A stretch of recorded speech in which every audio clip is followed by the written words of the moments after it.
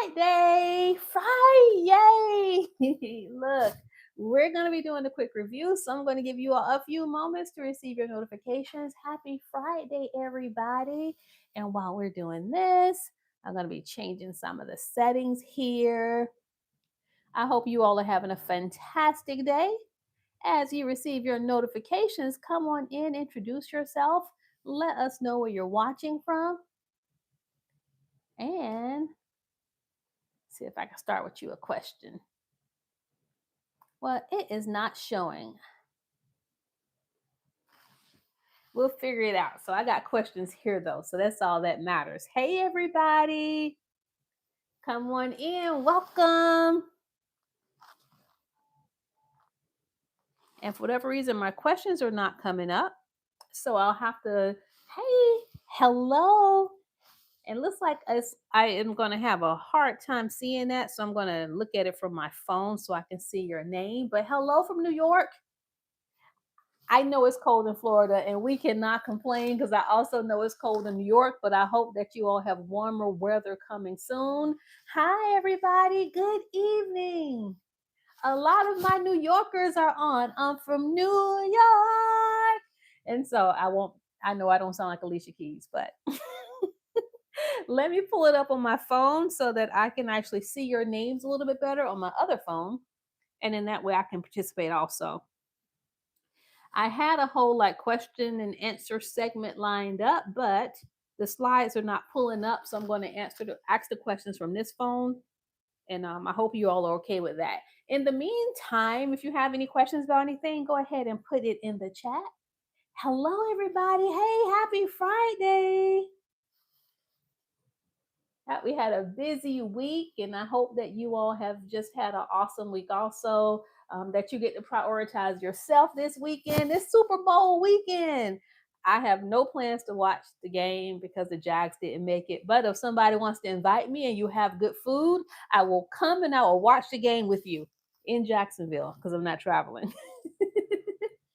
Hey, girl, or is it Ray watching from Jacksonville? Hey, let's see. I passed my written and skills today. Congratulations. I knew you would do it.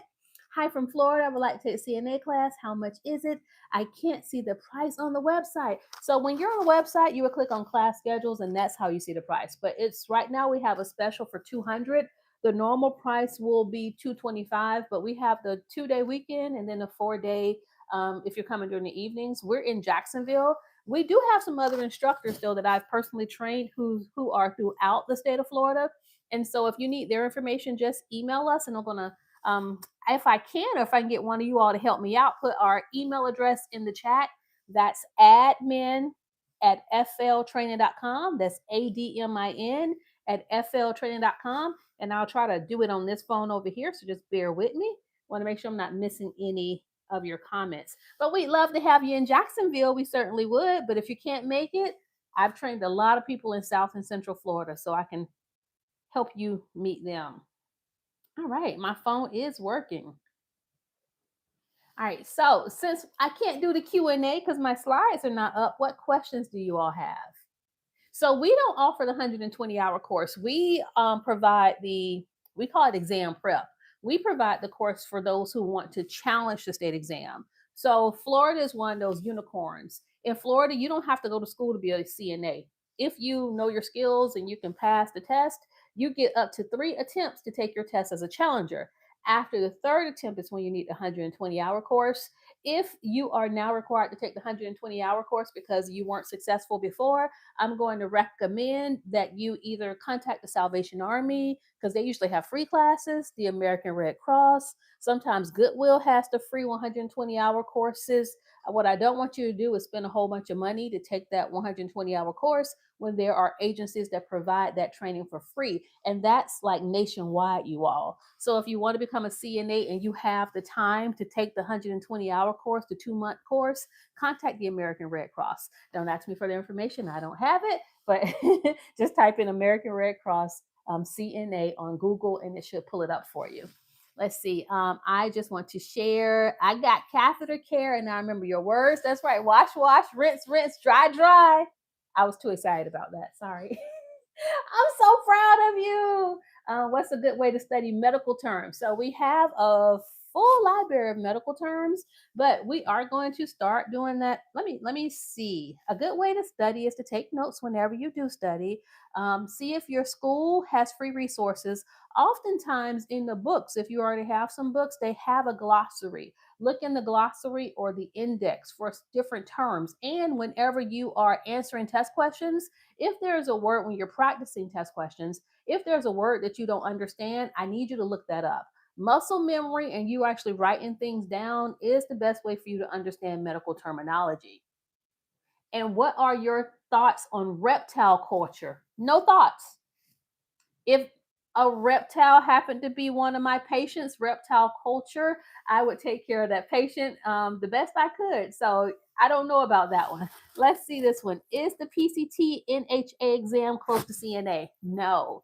So with the PCT exam, you're learning phlebotomy. You're also learning how to do EKGs and higher tech skills like inserting catheters. So, what I recommend is usually with your CNA license, especially in Florida, once you have your CNA certification, you can go apply at a hospital. So, here we don't have to go to PCT school. With your CNA license, you apply at a hospital, and the hospitals will hire you as a PCA or a PCT, and they will give you that in house training.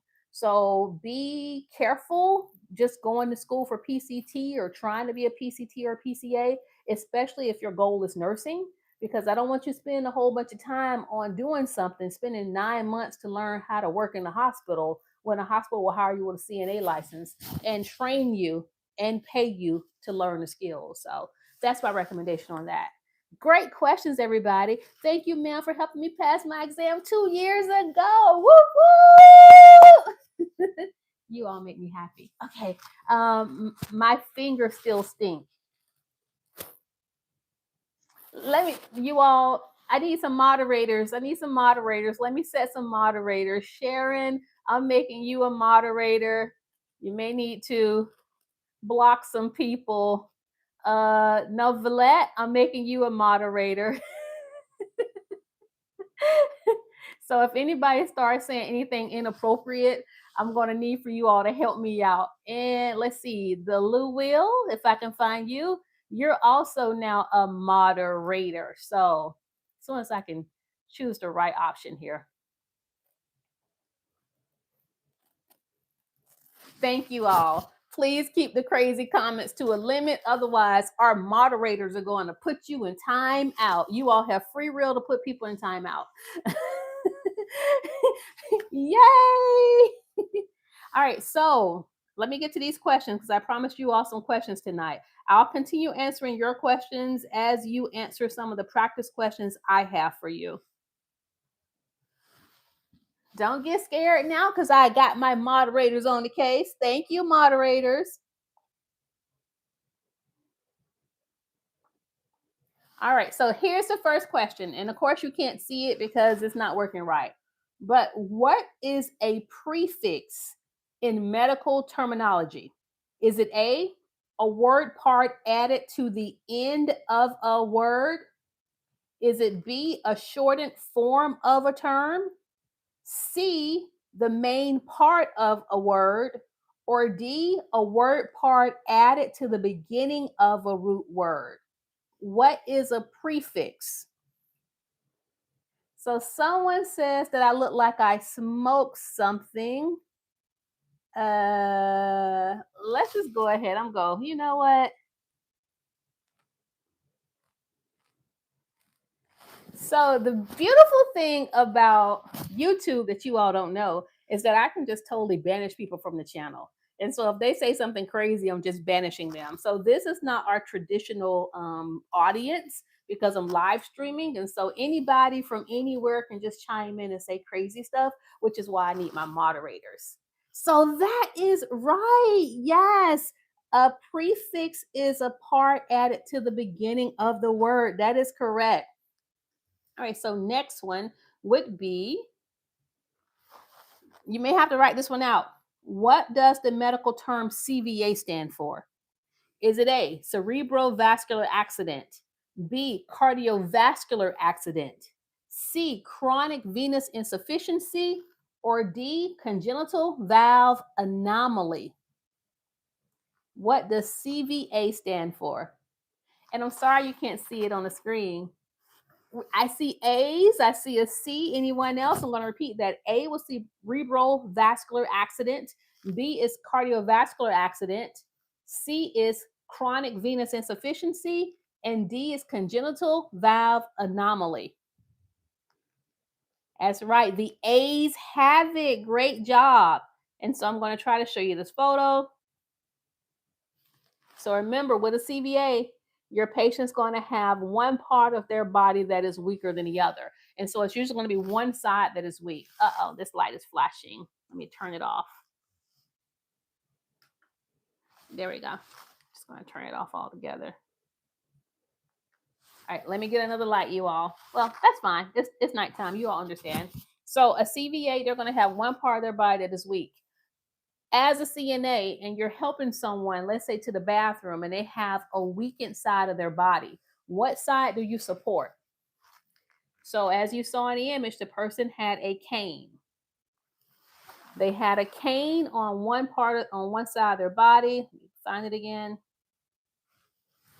So one side has a cane, one side is weak and it's dragging.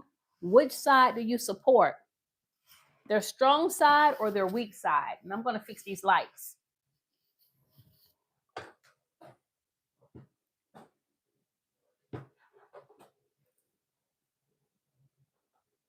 Okay, let's see if that works. That's better. Yes, you would support the weak side. So you're going to support the side that they need more assistance on. And I know that I don't have to worry about that with you all because you all are freaking phenomenal. But if it's your first time walking somebody who's had a stroke, don't walk them by yourselves. They sometimes overestimate their abilities. And so it's going to be up to you to say, hey, Nurse Eunice, I haven't seen this patient walk. Do you mind being in the room with me when I get them up? That way we all can assess them. And usually physical therapy has been in the room, but I don't ever want you doing anything unsafe. I need to make a video. There was a CNA who last year, they used a Hoyer lift without any help. The patient fell out the Hoyer lift, head hit the metal part of the Hoyer lift. The patient ended up having a hematoma, subdural hematoma or hematoma in the brain. Patient died. That CNA's in jail. And so it used to be we had grace, it'll be, oh, you lose your license, you lose your job. Well, now you're getting jail time. And so I don't want you doing anything by yourself that you are uncomfortable with doing, or that may actually put your patient at risk, because now it's more than you just losing your job, it's you losing your freedom. All right. And I'm going to see if you all have any questions as I put questions in the chat. Thank you all for studying with me. Let's go to the next question. All right, what is the medical term that describes the surgical removal of the appendix? Is it appendicitis, which would be A? B would be appendectomy. C would be cholecystectomy. And D would be gastrectomy. The surgical removal of the appendix. Appendicitis, appendectomy, cholecystectomy, gastrectomy. Yeah! That's right. It is B. It is appendectomy. So appendectomy refers to the surgical removal of the appendix. It is commonly performed in cases of appendicitis, which is inflammation of the appendix. And we'll see that in patients who have been abusing alcohol. So they may have appendicitis and also pancreatitis. So many of you all are giving me the right answers. I'm so proud of you. That one's going to be hard to see. Oh, which of the following medical terms refers to difficulty breathing? Is it A, dysphagia, B, dyspnea, C, dysuria, or D, dysarthria? So that prefix DYS must mean difficulty. What does the root word mean? Or that suffix, the ending word? We have dysphagia or dysphagia, dyspnea, and dysarthria. Y'all so smart. Yes, it is B. Yes, it's dyspnea. Okay, so your patient's having difficulty breathing. What do you do while you're waiting for the nurse to get into the room? Because I know you hit that button, you called that nurse. What do you do? Your patient's having shortness of breath. They're having a hard time breathing. You know the medical term, but what do you do with that patient while you're waiting for the nurse to come? Put it in the chat. You can, you can put them on oxygen if it's already prescribed. So if they already have the oxygen prescribed and they don't have it on their face, yes, put that device on their face. What else are you going to do? Raise their head. You're going to sit them up to their tolerance. That's right. Place them in a higher position, elevate the bed, and the first person was also accurate. If they have an oxygen order and it's in the room, put their oxygen back on. Something else that you want to do, let's see, a message is held for review. Let's review it. Oh, we can show that one. That wasn't bad at all. Yes. All right. So now that you set them up and I'm, trying to get into the room as fast as I can, it's going to take me 2 minutes to get into that room. It took you 10 seconds to set them up. If you have all the equipment in the room that you need to get the vital signs, when I come into the room, what vital signs should you already have ready for me?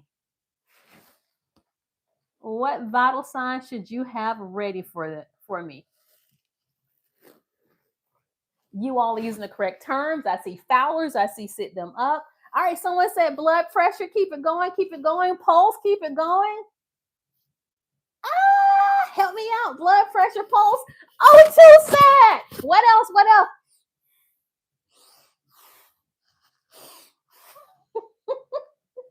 Help me out.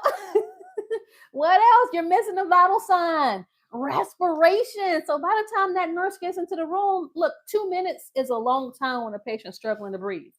So by the time nurse gets into the room, you can have the head of the bed up, you can have the vital signs done. And if you don't get the temperature, all is well. We can get the temperature once the nurse gets into the room. But at least get those basic vital signs so that, the nurse, when she comes in, it's one of the first things she's going to ask for anyway. What are the vital signs? So I am so proud of you. Let's go to the next one. What is dysuria? Yeah, what's dysuria? Because your patients aren't going to say, hey, I have dysuria. So what is dysuria? And what is it a sign of?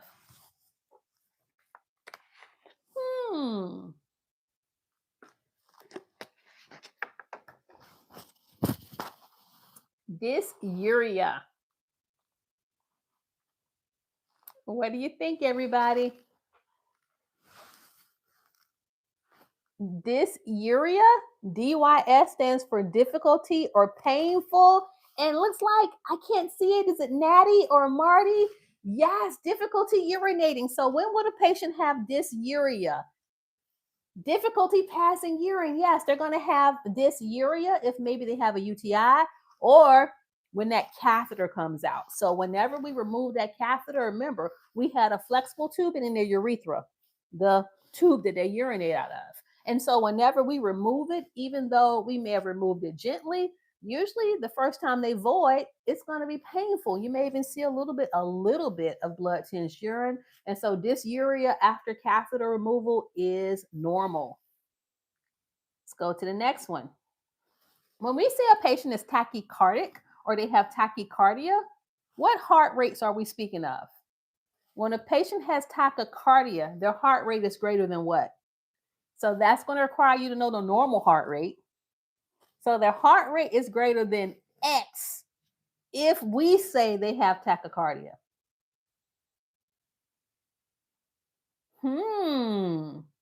I know it's fast, but faster than what normal? What number? Someone put 98.99%. Greater than 100. That is right. So when you hear a nurse or a doctor say that a patient has tachycardia, sometimes it's going to look like this on the monitor. So the monitor is just going, going, going. And I know that's hard to see, but what your patient's going to complain of is sometimes palpitations because that heart is beating so fast. They're like, oh, I feel like my they're not going to say palpitations. They're going to say my heart is racing. Because oxygen is carried in the blood. When the heart's beating too fast, the tissues can't really utilize the oxygen. So a consequence is that your patient's also going to become short of breath. Heart's beating way too fast. And so that's when your nurses are going to jump into action. So it's important for you to know your vital signs, because if you don't know what's normal, you won't know when to tell the nurse if something is abnormal. So now, if tachycardia refers to a heart rate greater than 100, what causes tachycardia? Let's see if you know this. What are some reasons that a patient's heart rate will be greater than 100? It doesn't have to be anything crazy. It doesn't have to be a heart attack. What are some regular reasons that someone's heart rate will be elevated? Think of 82-year-old Mrs. Jenkins who hasn't been out the bed all day and you finally get her up.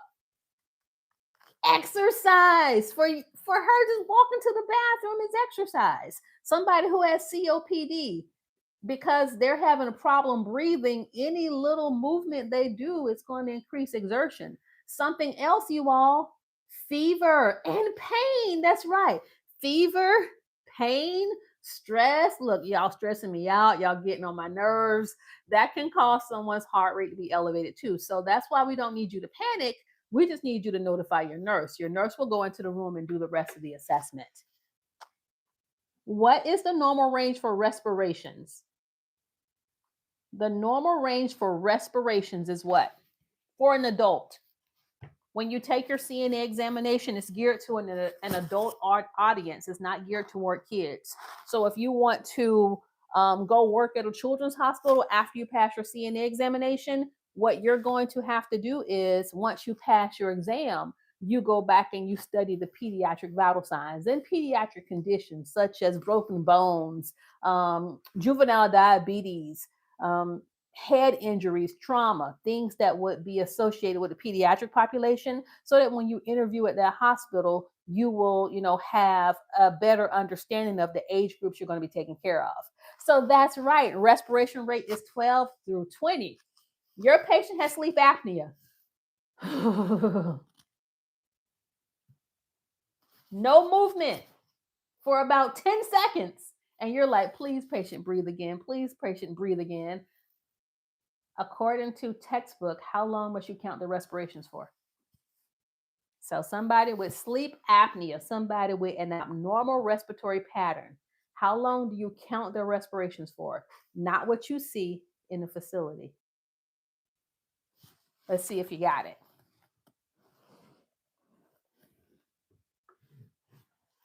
Oh, 1 minute, 60 seconds. Look, for your test, whether it's the respirations or the pulse, for your test, you have to count it for 1 full minute. But in the real world, we start cheating. We'll do a vital sign, whatever it is, we'll check it for 15 seconds and multiply that reading by 4. You cannot do that during your test. And you definitely can't do that if a vital sign is abnormal. Whenever you're placing a blood pressure cuff on the arm, let's say that your patient is morbidly obese and you have a medium-sized cuff. If you are able to put that blood pressure cuff around that person's arm, is it going to give you a normal reading, a high reading, or a low reading?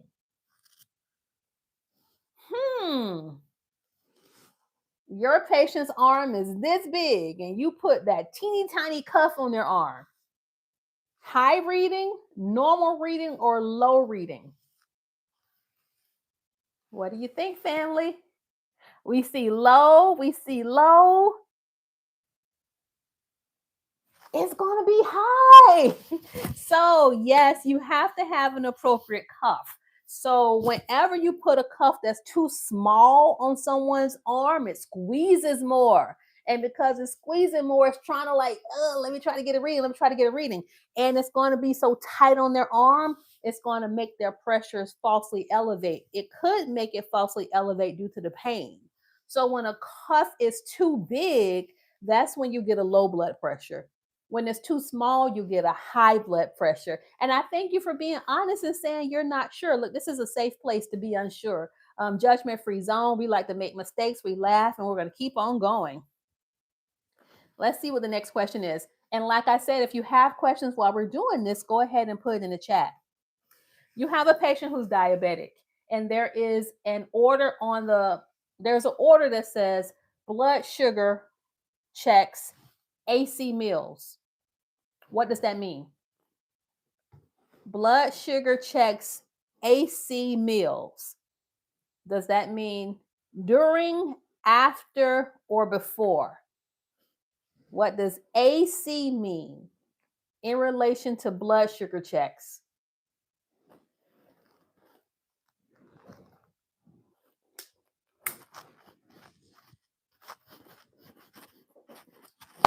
AC is before meals. PC is after meals. So proud of you. Great job, team. The systolic blood pressure, is that the bottom number or the top number of the blood pressure? Systolic.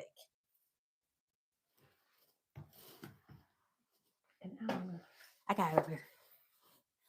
Did you all know? Did you all know that y'all helped us get this? Did you all know that? Yep. So I think it was the summer that we got 1 million subscribers. So thank you all. We love you. Thank you. Yes. Systolic is the top number. And so a good range is between 100 up to 140. And then the bottom or the second number is diastolic. And a decent range is 60 to 80. Usually for systolic, you're not going to see a nursing team freaking out. If it's a little bit lower than that, we're going to give our patients some water. If it's a little bit higher than that, we're going to monitor them. So the diabetic pressure could be affected by stress. Somebody who may be a little bit overweight, that bottom number is going to be high. If they just got up and walked, the bottom number may be a little bit elevated. But that top number, if that top number is elevated, that is indicative of true cardiac issues. So the systolic, in my opinion, is more vital and more important than the diastolic. Sometimes your nurse is going to ask you for the systolic blood pressure. And if she asks you for the systolic blood pressure, she doesn't want the whole reading. She only wants the top number. Yes, we do have an online CNA exam prep course. When you go to our website, which is fltraining.com, I'll put that in the chat. You will go to the menu, and when you go to the menu, you're going to see the option for our online courses. Now, you would have to figure out from your school or your state how you would take your examination. I'm in Florida. Our rules are different. So while the content I'm teaching you can be used globally, you're going to have to figure out how to take the test in your area. So if you don't know how to do that already, start with your school. And let's go to the next one.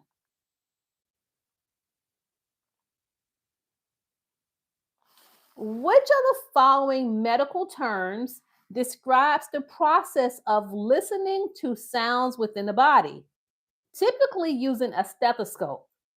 Is that palpitation? So A is palpitation, B is percussion, C is aspiration, D is auscultation.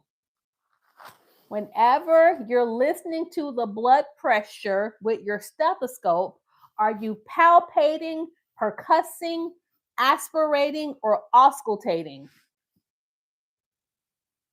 Thank you so much for buying our book. We appreciate you. Thank you. And good luck on your test.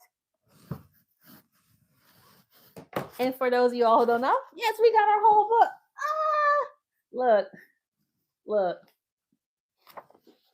Medical terminology, practice questions, skills checklist, QR codes to help you get to your videos. So one-stop shop. I've been doing this for so long, helping people pass their CNA examinations. So I've been a nurse now for 27 years. Yeah, 27 years, going on 28. 27 years. And so whether it's nursing students, nurses, doctors, CNAs, I have a passion for CNAs. That's why I spend so much time with you all, because I know what it's like to start off and not have anyone to help. And so I love training you all, because I know once you get that base knowledge and you build your confidence and you learn your skills, you go to nursing school, you go to sonography school, you end up in the cath lab, you end up with more degrees than I have. And so we just want to make sure you get a good start. So thank you. Good luck on your test, and keep us posted. All right, let's see. Auscultation is the answer. Let's see what And if you all have questions, put it in the chat. Put it in the chat. That's an easy one. We don't want to give you an easy one.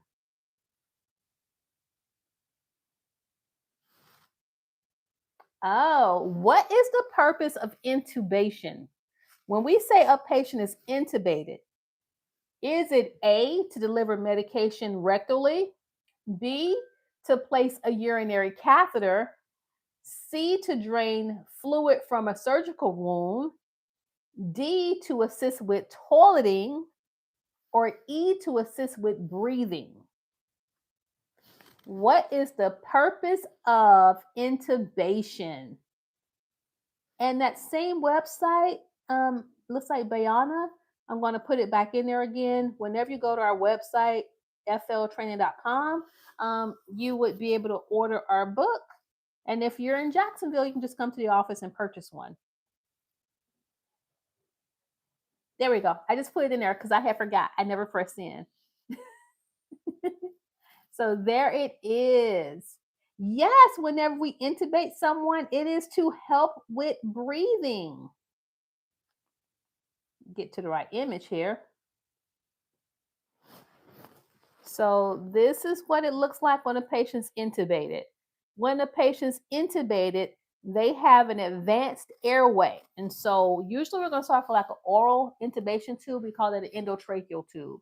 And so this person has stopped breathing and we have to give them oxygen. No one's going to be there using the bag mask device for hours or days. So instead, we're going to intubate them, give them a stable airway, connect them to the vent, and the machine is going to be breathing for them. The goal is to get them off the vent. So we're going to try to wean them off. Hopefully their situation improves. Sometimes we'll say their lungs need to rest. If we cannot wean them off the vent, the next place where they're going to have advanced airway is here. So when someone has a tube coming out of this area, put it in the chat. What is that called? So this is being intubated. When someone has a tube here, what is that tube called? I know you know the answer. Put it in the chat. And we'll go on for about 5 more minutes.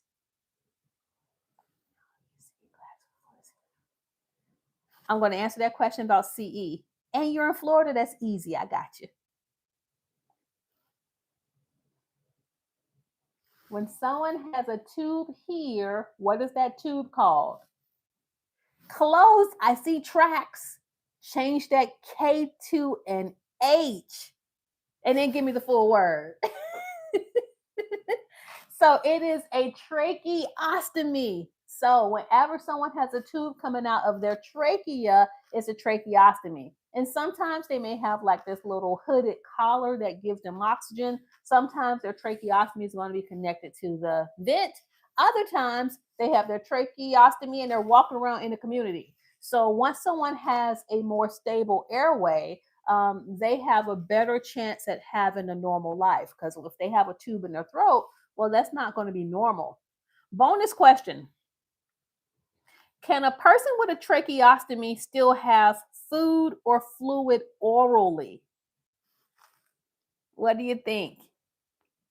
Can a patient with a tracheostomy still eat and or drink?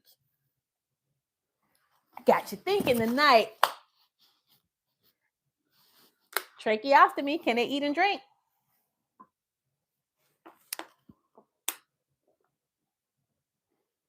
Can I get info on reciprocity on the state of Florida? So there's 2 questions. One is on CEUs. Give me 1 minute and then I'll answer your question on reciprocity. I love it. We have no's, we have yeses, and then we have not sure. So the speech therapist, they're going to have swallowing studies. Based upon the swallowing studies, they can determine whether or not it's going to be safe for them to have thickened liquids, if they can have soft foods. And so the initial answer is always going to be no. But this person's going to need nutrients. And so either they're going to end up with a gastric tube, a G tube, or sometimes they still have a G tube, but they do consume oral foods just for pleasure. So it is a possibility. that if it is safe for them to do so, they can still eat and drink with a tracheostomy. But again, they have to work up to that. And initially, the answer is going to be no. All right, so let's go back to the question about CEUs. So, in the state of Florida, to get your CEUs, one of the first things I'm going to ask is, have you already been working? Because usually the company you're working at, whenever they do those in-service hours, your orientation, they're going to be giving you certificates. It's like, hey, you got to take domestic violence. You got to take medical error prevention. And so you're supposed to keep those certificates. But even if you didn't, they usually upload those to the CE broker. Let's say you don't know where any of that is, you haven't done it. Go to rn.org. rn.org. And this is for Florida specifically right now, everybody. So just bear with me. rn.org. Larry's an awesome nurse. He's the owner of rn.org. When you go to rn.org, they're going to have continuing education courses for CNAs and nurses. Believe it or not, we take a lot of the same classes. So when you do your BLS with the American Heart Association, that usually gives you about 3 to 4 hours of continuing education units. If you took a first aid course, that gives you 3 hours of continuing education units. The way that you find out the exact courses you have to take is to go to Florida's with an S, nursing.gov. If I can type. And then when you go to floridasnursing.gov, you're going to click on CNA renewals, and it's going to tell you the exact courses you need. Plug those courses into rn.org, and rn.org is what I use for my renewals. I only pay $19.99 for unlimited courses. And I usually be up like 2 nights before it's time for me to renew, and I just do all my courses at one time. And they also auto report to the Board of Nursing, but if you're doing it at the last minute, you have to physically download your CEUs, and then you can upload them to CE Broker. It sounds like a hard process, but it's not. Nurses, we need 24 hours every 2 years. I'm not sure how many hours a CNA needs every 2 years. And then the other question was about reciprocity. So reciprocity is whenever you are licensed in another state. Let's say you're licensed in Georgia, and now you want reciprocity in Florida. You would go to that state's website, Board of Nursing website, and you would submit an application for reciprocity. So for the person who asked that question, I'm assuming you're coming to Florida. You're going to go to Florida's with an S, nursing.gov, go to CNA, and then click on reciprocity. It will walk you through that process so that you can be licensed in multiple states. And good luck. Let's see what other questions. Now for PA, I don't have the information, but I am sure it is similar. So whenever you're looking for reciprocity or you need CEUs, go to that state's Board of Nursing and then try to find the information on CNA. Most of them have some type of search icon. And once you find it, they try to keep everything very user-friendly for you all. You can find out what courses you need and how you can get licensed in multiple states. And let's see. All right, what other questions? Those are some great questions. We'll give about 2 more questions, and then I'm going to go to sleep because I got to go to work tomorrow. Any other questions, team? Any questions? Let's see. Do we have any questions?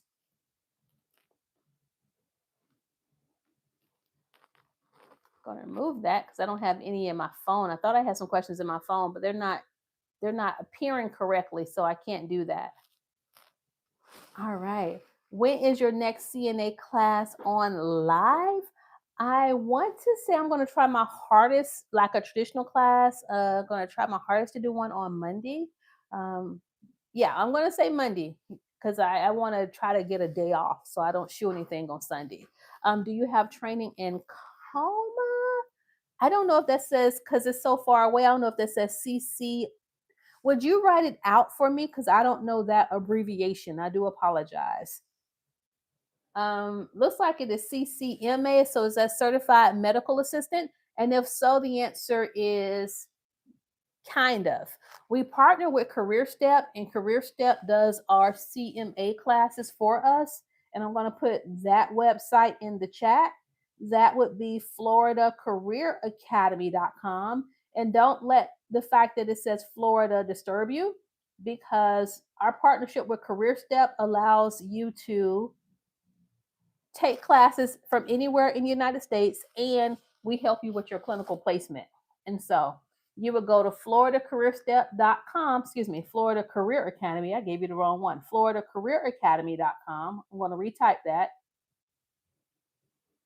And then scroll down to the bottom of the page, and you should see the information for our online or hybrid medical assistant classes. And then from there, you can contact one of our specialists and we can help you get classes and placed in whatever state you are within the United States.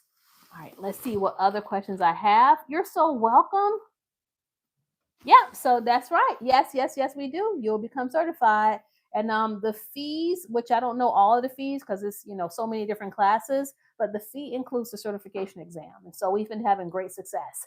You all, thank you for studying with me. I hope you had fun. I had fun. In everything that you do, I wish you much success. So thank you all for studying with me tonight. Thank you for my moderators for keeping the chat just decent and in order the way that we like things. So what do you believe is the best next step after CNA? Oh, y'all picking my brain tonight. Okay. Depends on your family support. Do you have kids? Do you have to work? Nursing school is hard. And I've been reading comments about people who are getting kicked out of nursing school because they had to miss clinicals because the kids were sick. And so the next best step depends on your finances and your family support. So you're working at a CNA. If you like where you work, go talk to that your hiring manager, your director of nursing, to see if there is any tuition reimbursement available, to see if they can help you pay for school. If you have kids, make sure that you have family members who can, kind of assist you, because those clinicals, you can't miss clinicals. It's like we take care of sick people, yet they don't let us get sick. So my response is, if you have life issues like most of us do, is to go from CNA to LPN. In my city in Jacksonville, the community college has a CNA to LPN bridge program where LPN is a nurse, but it's a nurse with a certification, not a nurse with a degree. And that's 1 year of school. Here locally, you can go from CNA to LPN in 9 months. And so you would not be an RN, but the next step would be LPN to RN. These are bridge programs. And LPN to RN takes 1 year. So you can be going to school for 2 to 3 years straight to be an RN, or you can go CNA to LPN, LPN to RN, still end up as a RN, and have tuition reimbursement and a higher pay rate along the way. So that is my recommendation. Start at your local community college. Start with wherever you're currently working. Ask them about tuition reimbursement, because we want you to be able to get these certifications and these degrees without getting into a lot of debt. All right. We do not, LPN cannot be done online. Do y'all know Florida been getting in a lot of trouble with all these schools that's not doing their clinical hours, and they recouping these nurses' license? So you can't do LPN online. You got to get in there. You got to do your clinicals. You got to do your assessments. LPNs give medications. They do wound care. And then once you finish school, we have an IV therapy course in Jacksonville. That's when we can teach the LPNs how to do IV therapy, but that's not part of their initial training. All right.